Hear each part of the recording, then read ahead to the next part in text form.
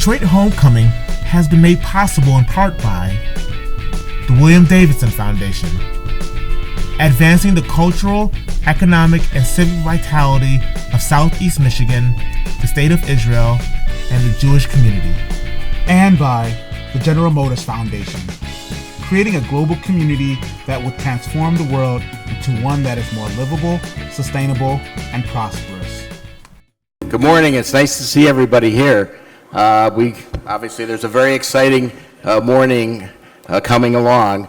Some of you know the William Davidson Foundation. Some of you may not. We're a rather young foundation, but part of our whole dynamic is to continue some of the work that Bill Davidson did in this region, and part of that is to work on the economic vitality of southeastern Michigan with an emphasis on creating a more entrepreneurial ecosystem and really the kinds of opportunities the mayor talked about for entrepreneurs, as well as we support a number of efforts in the cultural and civic vitality area.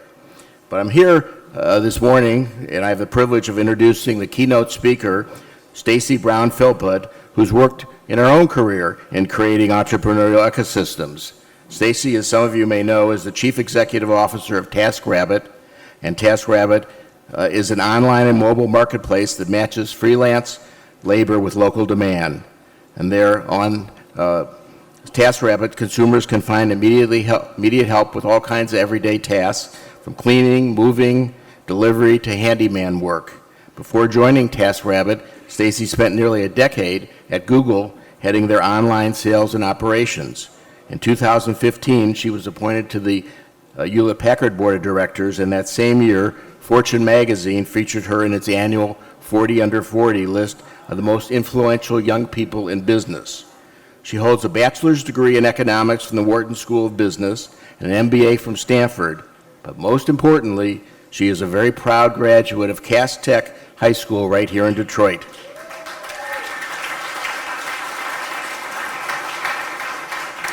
So some of you may already know something about Stacy and some of her attributes that have made her so successful, but I think a few of them are worth repeating.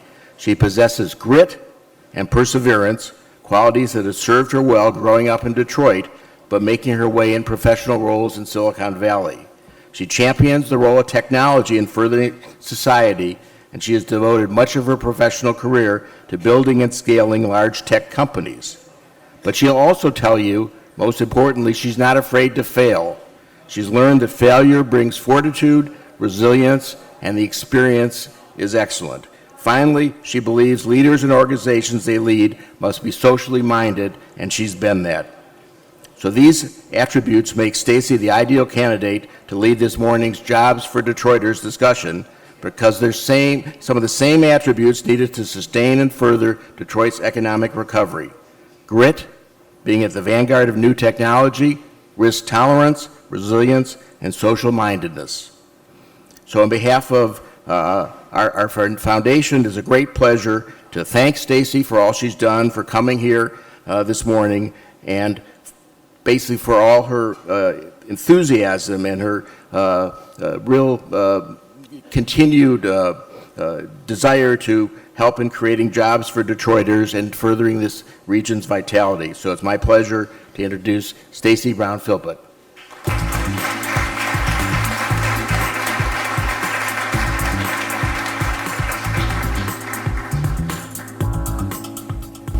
Good morning. Thank you for being here. Thank you for having me. We're going to have a little conversation before we bring up a panel. The whole focus this morning in this session of our program is workforce development, jobs for Detroiters. Taskrabbit is an amazing success story. You've grown in multiple cities, but before we get into how you view the, I do have a good voice, okay. Before we get into how you view the opportunities for the gig economy in Detroit, tell us a little bit about your Detroit story, Cass Tech, and then the Ivy League. Yeah, so I grew up on the west side, Detroit, 6 miles Southfield. I don't know if anybody knows that area, familiar with that area, but spent most of my life walking around and going to the store and back. My most distinct memories of being in Detroit was barbecues in the backyard with Motown music. So I'm always shocked people who are 20 years older than me when I know all the words to all the songs. And that's just because I grew up listening to that music. Playing in the middle of the street with the street lights on. I have a story about street lights that I'll share in a second. And then going from 6 Mile Southfield all the way down to Cass Tech to high school, every day in the winters, on the bus, when it was cold, when it was hot. When I, decided to apply to college, I wanted to be a business person. And in high school, I don't know if Cass still has this, but you have a major or you concentrate in something. And so my concentration was in accounting. I loved math. My 2 favorite teachers were Michael Potteralla, who taught calculus, and Dolores Stevenson, who taught accounting. And so I decided I wanted to do something in business. I didn't like writing long papers, so I couldn't be a lawyer. We had to dissect a frog, and I thought that was gross. So I didn't want to do anything in the medical field. And so I said, I'll go into business. I figured out I need to make some money. When I graduated, because my family didn't have a lot. My mom was a single mom, and she took care of me and my brother, and we didn't grow up with a lot of money. So here I'm looking in this catalog of schools to go to. I got a scholarship to the University of Michigan. And at the top business school was Wharton, this place called Wharton. I didn't even know what Wharton was. Number 2 was Michigan. Michigan's a great school. And I said, maybe I'll apply to this number 1 school. Not knowing it was an Ivy League. I applied, and I got in. And at that time, the tuition for the University of Pennsylvania was the equivalent of my mother's annual salary. And so I went home and I said, Mommy, I got into this school. It's in Philadelphia. It's probably a city just like Detroit. I don't know anything about it, but I know cities.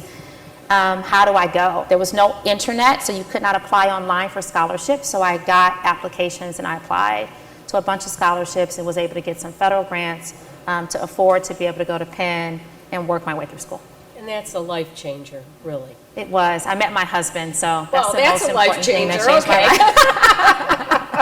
So then you went from investment banking and business to Silicon Valley, and you've been involved in technology, first at Google, and now you're running the show at Taskrabbit.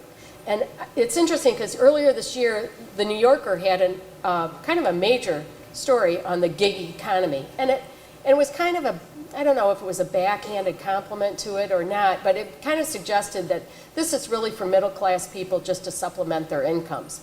And I wanted to know if you could talk a little bit about your urban strategy, your growth in urban areas, and how you see that kind of job, that new development in the workforce, how you see it applying to Detroit. Yeah, so the sharing economy, or the gig economy as we call it, was not a thing in 2008 when Taskrabbit was founded, and that was before I joined the company. No one really knew what that term was, but there was this business that was about using technology to enable people to connect. When I joined the company, I fell in love with the mission of revolutionizing everyday work, creating everyday work for everyday people. I spent 9 years at Google, and what was I going to do next? I wanted to do something that really mattered to me.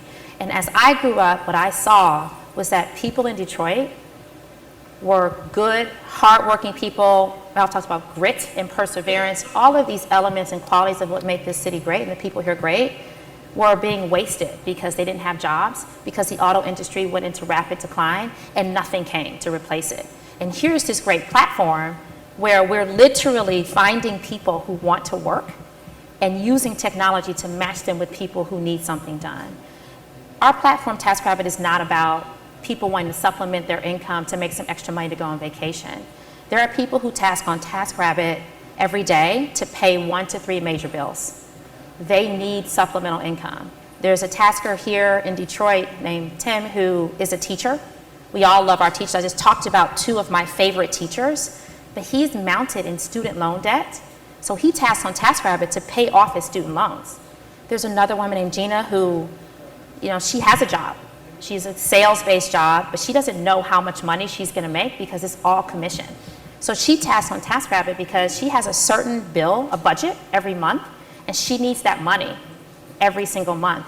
So as we've thought about growing this business, we think about the future of work and creating the flexibility and the stability that people want to make real money.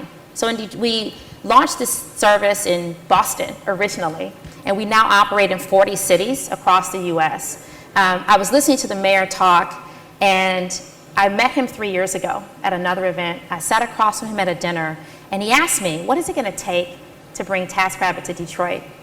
And I said two things. I said, I haven't been back to downtown Detroit in a long time. I said, what I do notice is that the street lights are out. There aren't a lot of street lights. The public transportation, at least when I talk to my family, is terrible. And people need to feel safe in their neighborhoods to fix the traffic lights. And people need to be able to get around, and the public transportation needs to get better. So I was delighted to see his presentation, which I had not seen until a few minutes when he delivered it, about the progress that has been made around public transportation, making people feel safe. And I'm also delighted that we launched Taskrabbit in June in Detroit. And so I'm very happy to bring the service here. Can you talk a little bit about how that launch has gone and what you would like to see in the city to help support this platform to bring more everyday jobs for everyday people? The launch went really well. We've got hundreds of people who posted tasks to get done. We've got 100 or so taskers who are working and finding income. Our average hourly rate in Detroit is $23 an hour, which is 3 times the federal minimum wage. This is good, real money that people can make. I would like to see more community building. I love the idea of these urban, suburban populations and taking large swaths of areas and building density in them. This is why Taskrabbit works in any other city that we're in. It's not about rich and poor. It's about having communities where people can coexist and live and feel safe. So the concept of building and investing in local communities is the most important thing that will help us grow our service here in Detroit.